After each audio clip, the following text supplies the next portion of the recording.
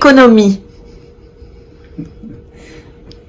It's to take economy in order to do more with less, and to offer more capacity and more freedom with less energy, less money, and it is about inventing with economy. So there's no taboo about money with you, right? No, no taboo about money, because we have the money we have and we do with it, and it's not because we don't have so much that we feel constrained by that, but in the opposite, it's very early in our career we understood that it was a tool of freedom. Reading about you, something was obvious. You correspond exactly to the French slogan "Liberté, égalité, fraternité." So freedom, liberté. Freedom, of course, because it's the goal of all our project is how to give maximum freedom to the users of our spaces. And it's light, right? You speak about light with freedom. It's light, with view, and everything which makes people feel free, and pleasure, and possibility of appropriation of the space. So everything that makes gives this feeling of escape. Yeah, hopefully there is no cost for light, no cost for air, no cost for perhaps for space, and we try to work with natural air, natural light, and with this we try to give more freedom as possible for every inhabitant.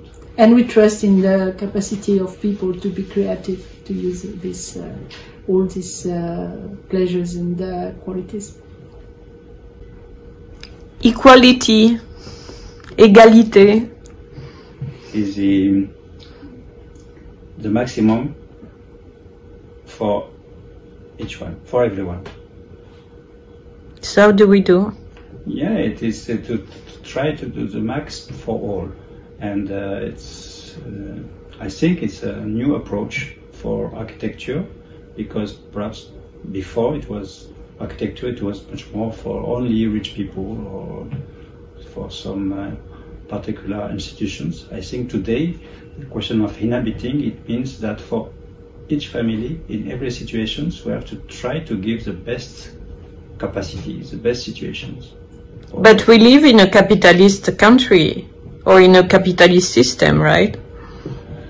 Yeah, but I think to be friendly, to have good social relations, to have good spirit in mind, I think this idea that everyone should be happy is the best way to think of life.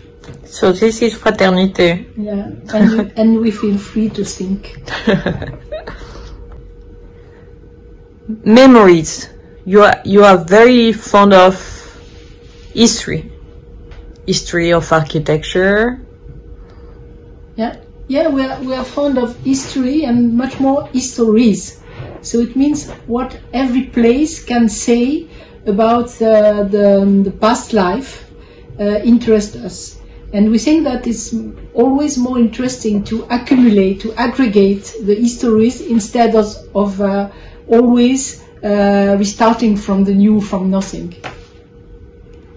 It's also to do with what already exists, and it is also part of the economical approach. It means that we have to start from what exists, extend, add, transform, and at the end it allows to make more with less.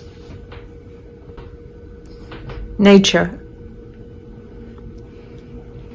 Nature, of course, is absolutely essential, and the feeling of nature,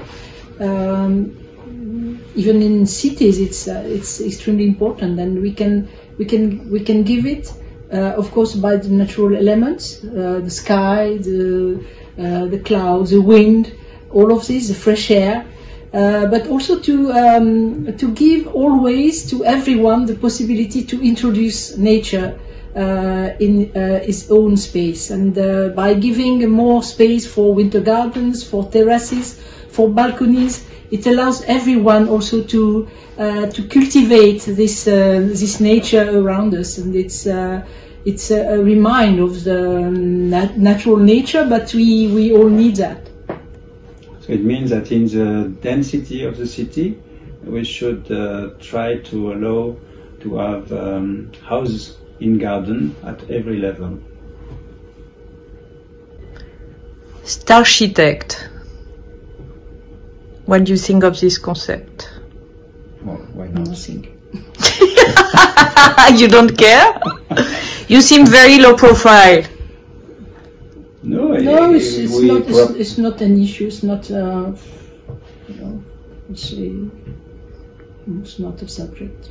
We have, we know that there is a lot of very young architects or students, and they really appreciate what we are doing. And for us, it is really, very nice. It's interesting because we think that the younger architects, they can really make the city and the life much better if people are confident in their creativity and in their precision and their delicacy to observe the reality of the cities everywhere. No demolition. Yes, only addition. No demolition, because there is always something fine, even in the worst cases. And it is just to see what is wrong, what is missing, what we should add, and with already what exists. With also all the traces of the decoration of what people have done by themselves, living in their flats during 10 or 20 years. We can add to the situations and make the most ambitious space from that existing. It's a big waste. Demolition is a waste in all aspects. It's a waste of material. It's a waste of histories. It's a waste of space, and also the social impact is always very, very hard. So we are radically against demolition. And it means that because we refuse the complexity of the city, but the complexity of the city is also the richness of the city. And from this complexity, we need to be inventive. And it is precisely the job of architects to work on this question. If we make the situations easy, we don't need any more architects. Pritzker Prize. So it's the last award that we were granted, and of course it's an amazing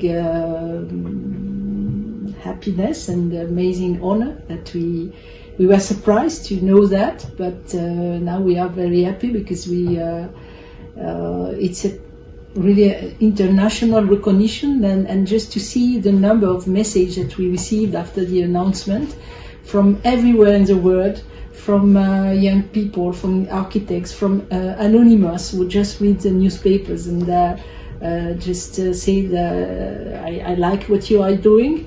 It's amazing to also to finally understand that we are many in the world to share this attitude, this philosophy, and it's really encouraging. What is your next dream? I have to take care of my orchids.